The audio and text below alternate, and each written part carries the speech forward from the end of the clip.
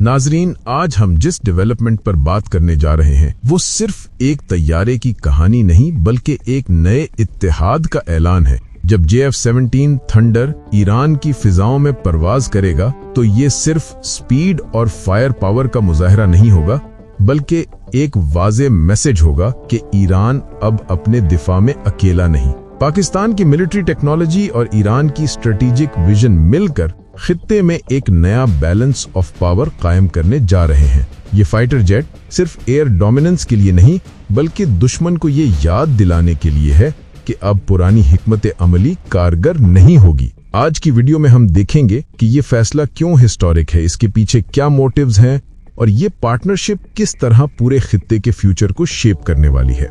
नाजरीन, पाकिस्तान ने ईरान के इस ताकतवर रहनुमा को वो तोहफा दे दिया है जिसकी जरूरत ईरान की मौजूदा जियोपॉलिटिकल सूरत हाल में सबसे ज्यादा थी। जी हाँ, हम बात कर रहे हैं JF-17 थंडर की, एक ऐसा जंगी तैयारा जो सिर्फ आसमान पर नहीं बल्कि दुश्मन के दिल पर परवाज करता है। ये महज एक तैयारा नहीं बल्कि एक पैगाम है कि ईरान अब अपने दिफा के लिए अकेला नहीं बल्कि पाकिस्तान जैसी एटमी और फौजी ताकत इसके साथ खड़ी है। ये तैयारा सिर्फ लड़ाई के लिए नहीं बल्कि दिफा के लिए दिया गया ताकि अगर दुश्मन खलीज फारिस, खूजिस्तान या किसी भी अफ्रीका या एशिया के कोने से मैली आंख उठाए तो जवाब फौरी और मुहलिक हो।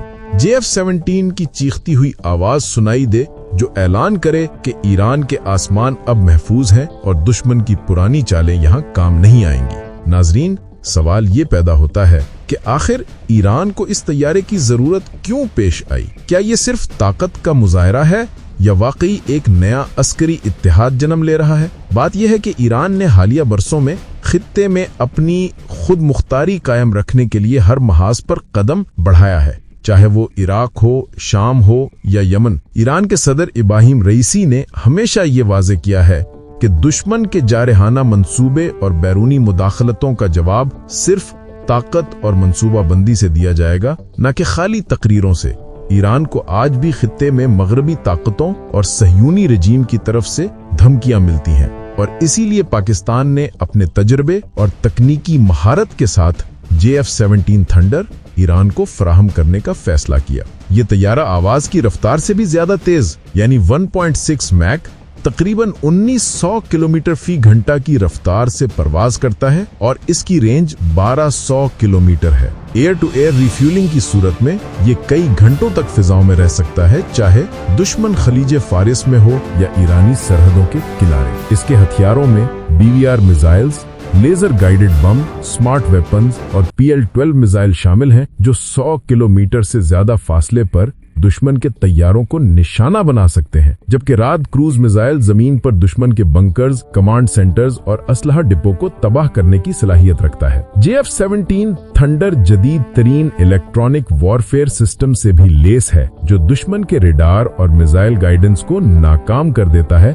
यानी अगर दुश्मन ने किसी भी इलाके से हमला किया तो थंडर फौरी रद्द-ए-अमल के साथ न सिर्फ जवाब देता है बल्कि दुश्मन के मंसूबे को मुकम्मल तौर पर नाकाम कर देता है। यही सिस्टम पाकिस्तान ने पहले भारत और दीगर खित्ते के मुमालिक के तजर्बात में इस्तेमाल किया है और वो कामयाब रहा है। नाजरीन, ईरान और पाकिस्तान के दरमियान ये इत्तेहाद महज हथियार देने तक महदूद नहीं है। हालिया OIC में पाकिस्तान ने ईरान के साथ इस नए अस्करी नेटो, इस्लामी नेटो के क़याम में मदद की है जिसमें तमाम मुस्लिम ममालिक की सलामती के लिए आर्टिकल 5 जैसा डिफेंसिव मैकेनिज्म शामिल हो सकता है। इस इजलास में ईरान की मुकम्मल हिमायत, पाकिस्तान की एटमी कुव्वत, तुर्की की फौजी सलाहियत और दीगर मुस्लिम ममालिक के ताउन से एक ऐसा इत्तेहाद मुमकिन हो रहा है जो किसी भी जारहाना कदम की सूरत में फौरी और मुत्तहिद रद्द-ए-अमल दे। ये तैयारा और ये इत्तेहाद सिर्फ दिफा के लिए नहीं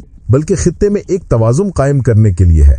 ईरान के सदर इब्राहिम रईसी ने यह वाज़ेह किया है कि अगर कोई भी मुल्क ईरान की सरहदों पर मैली आंख उठाएगा तो जवाब जोग्राफियाई हदों से कहीं आगे होगा, चाहे दुश्मन किसी भी मुल्क से ताल्लुक रखता हो, चाहे वो खलीज फारिस हो, अरबिस्तान हो या यूरोपीय रसूख व असर हो। पाकिस्तान की तकनीकी महारत और JF-17 थंडर ईरान के दिफा को नाकाबिले तस्खीर बना रही है। दोस्तों ये तैयारा इक्तिसादी एतबार से भी इंतहाई मुअस्सर है। जहां मगरबी तैयारे जैसे राफेल $80 मिलियन में बनते हैं, JF-17 सिर्फ $25 मिलियन में तैयार होता है।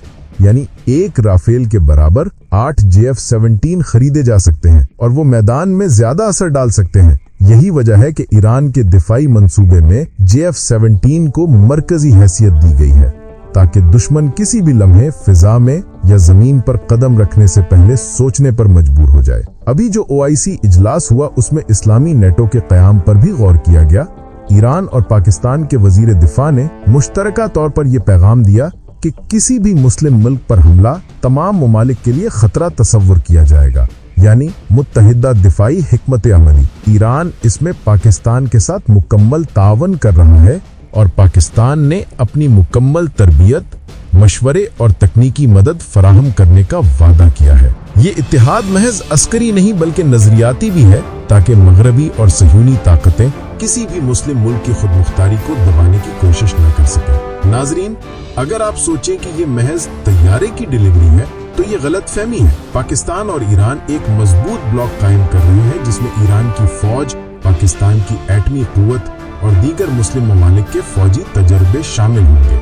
ये ब्लॉक खित्ते में कोई भी जारहाना कदम उठाने वाले दुश्मन के लिए वाज़ेह पैगाम है कि ईरान की सरहदों को महफूज रखा जाएगा और किसी भी जारहाना कदम की सूरत में मुत्तहिदा और मुहलक जवाब दिया जाएगा।